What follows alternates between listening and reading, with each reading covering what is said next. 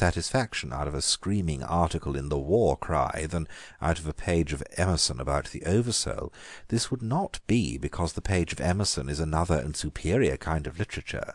It would be because the page of Emerson is another and inferior kind of religion. Dickens stands first as a defiant monument of what happens when a great literary genius has a literary taste akin to that of the community.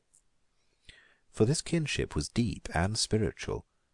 Dickens was not like our ordinary demagogues and journalists. Dickens did not write what the people wanted. Dickens wanted what the people wanted.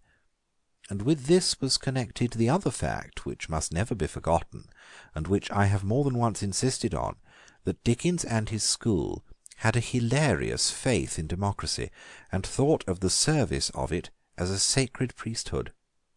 Hence there was this vital point in his popularism, that there was no condescension in it.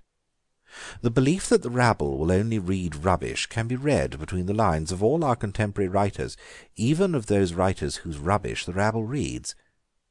Mr. Fergus Hume has no more respect for the populace than Mr. George Moore.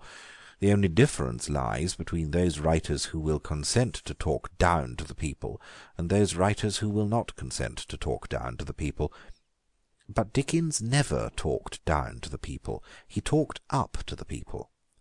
He approached the people like a deity and poured out his riches and his blood. This is what makes the immortal bond between him and the masses of men. He had not merely produced something that they could understand, but he took it seriously, and toiled and agonized to produce it. They were not only enjoying one of the best writers, they were enjoying the best he could do. His raging and sleepless nights, his wild walks in the darkness, his notebooks crowded, his nerves in rags, all this extraordinary output was but a fit sacrifice to the ordinary man. He climbed towards the lower classes. He panted upwards on weary wings to reach the heaven of the poor. His power, then, lay in the fact that he expressed with an energy and brilliancy quite uncommon the things close to the common mind. But with this mere phrase, the common mind, we collide with a current error. Commonness and the common mind are now generally spoke of as meaning in some manner inferiority and the inferior mind, the mind of the mere mob. But the common mind means the mind of all the artists and heroes, or else it would not be common. Plato had the common mind, Dante had the common mind, or the mind that was not common. Commonness means the quality common to the saint and the sinner, to the philosopher and the fool, and it was this that Dickens grasped and developed. In everybody there is a certain thing that loves babies, that fears death, that likes sunlight. That thing enjoys Dickens. And everybody does not mean uneducated crowds. Everybody means everybody. Everybody means Mrs. Meynell. This lady, a cloistered and fastidious writer, has written one of the best eulogies of Dickens that exist, an essay in praise of his pungent perfection of epithet. And when I say that everybody understands Dickens, I do not mean that he is suited to the untaught intelligence. I mean that he is so plain that even scholars can understand him. The best expression of the fact, however, is to be found in noting the two things in which he is most triumphant. In order of artistic value, next after his humour comes his horror. And both his humour and his horror are of a kind strictly to be called human. That is, they belong to the basic part of us, below the lowest roots of our variety. His horror, for instance, is a healthy churchyard horror, a fear of the grotesque deformation called death, and this every man has, even if he also has the more delicate and depraved fears that come of an evil spiritual outlook. We may be afraid of a fine shade with Henry James, that is, we may be afraid of the world. We may be afraid of a taut silence with Maeterlinck, that is, we may be afraid of our own souls, but everyone will certainly be afraid of a Cock Lane ghost, including Henry James and Maeterlinck. This latter is literally a mortal fear, a fear of death. It is not the immortal fear or fear of damnation which belongs to all the more refined intellects of our day. In a word, Dickens does, in the exact sense, make the flesh creep. He does not, like the decadents, make the soul crawl. And the creeping of the flesh on being reminded of its fleshly failure is a strictly universal thing which we can all feel, while some of us are as yet uninstructed in the art of spiritual crawling. In the same way, the Dickens mirth is a part of man and universal. All men can laugh at broad humour, even the subtle humourists. Even the modern flaneur, who can smile at a particular combination of green and yellow, would laugh at Mr. Lamell's request for Mr. Fledgeby's nose. In a word, the common things are common, even to the uncommon people. These two primary dispositions of Dickens, to make the flesh creep and to make the sides ache, were a sort of twins of his spirit. They were never far apart, and the fact of their affinity is interestingly exhibited in the first two novels. Generally he mixed the two up in a book, and mixed a great many other things with them. As a rule he cared little if he kept 6 stories of quite different colours running in the same book. The effect was sometimes similar to that of playing 6 tunes at once.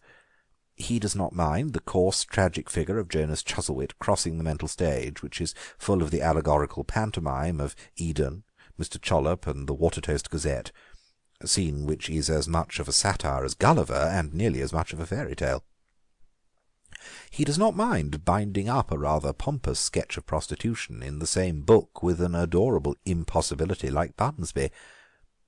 But Pickwick is so far a coherent thing that it is coherently comic and consistently rambling, and as a consequence his next book was, upon the whole, coherently and consistently horrible. As his natural turn for terrors was kept down in Pickwick, so his natural turn for joy and laughter is kept down in Oliver Twist. In Oliver Twist the smoke of the thieves' kitchen hangs over the whole tale, and the shadow of Fagin falls everywhere. The little lamplit rooms of Mr. Brownlow and Rose Maylie are to all appearance purposely kept subordinate, a mere foil to the foul darkness without. It was a strange and appropriate accident that Cruikshank and not Phiz should have illustrated this book. There was about Cruikshank's art a kind of cramped energy which is almost the definition of the criminal mind. His drawings have a dark strength, yet he does not only draw morbidly, he draws meanly. In the doubled-up figure and frightful eyes of Fagin in the condemned cell there is not only a baseness of subject, there is a kind of baseness in the very technique of it. It is not drawn with the free lines of a free man, it has the half-witted secrecies of a hunted thief. It does not look merely like a picture of Fagin, it looks like a picture by Fagin. Among these dark and detestable plates there is one which has, with a kind of black directness, the dreadful poetry that does not inhere in the story, stumbling as it often is. It represents Oliver asleep at an open window in the house of one of his humaner patrons, and outside the window, but as big and close as if they were in the room, stand Fagin and the foul-laced monks, staring at him with dark monstrous visages and great white wicked eyes, in the style of the simple devilry of the draughtsman. The very naivety of the horror is horrifying.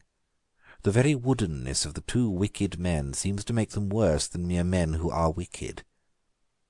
But this picture of big devils at the window-sill does express, as has been suggested above, the thread of poetry in the whole thing, the sense, that is, of the thieves as a kind of army of devils compassing earth and sky, crying for Oliver's soul and besieging the house in which he is barred for safety. In this matter there is, I think, a difference between the author and the illustrator. In Cruikshank there was surely something morbid, but sensitive and sentimental as Dickens was, there was nothing morbid in him. He had, as Stevenson had, more of the mere boy's love of suffocating stories of blood and darkness, of skulls, of gibbets, of all the things, in a word, that are sombre without being sad. There is a ghastly joy in remembering our boyish reading about Sikes and his flight,